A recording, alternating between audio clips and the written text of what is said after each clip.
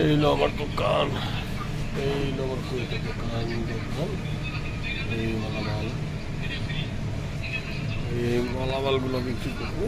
এইগুলা বাংলাদেশি টাকা অনেক টাকা। একটা তারের দাম 1000-1200 টাকা, 1200-1500, 2000 টাকা চার্জারের তারের দাম। আর একটা চার্জার, আর এই একটা চার্জার, এই একটা চার্জার 1600 টাকা বাংলাদেশি টাকা।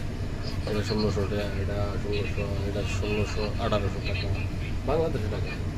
এটা হচ্ছে 2400 টাকা, এটা হলো 2400, এটা 3200। এই তারটার দাম হলো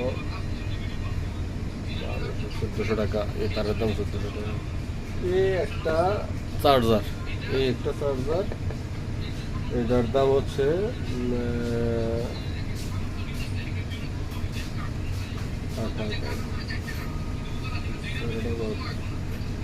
7500 টাকা, 72 মানে 7200, 7200 আর হলো 200, 7400 টাকার দাম। এটার দাম, এই একটা চার্জারের দাম, একটা চার্জারের দাম 7400 টাকা। এই একটা চার্জার কেবল ছাড়া, এই একটা চার্জারের দাম বাংলাদেশি 7000, 5000, 6000 টাকা দেখি। কেবল টেবল কিনবো, এটি মাথা নষ্ট, এইগুলো নিয়ে কিন্তু না। এখন ঘটনা হচ্ছে এই দেশে যেমন টাকার মূল্য এরকম আর কি।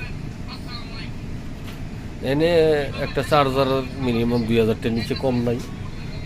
হ্যাঁ, আর কি কোনো কোন এনের অবস্থা যেমন তেমনই। কুয়েত যেমনই মানে টাকার মান, এমনই খরচ।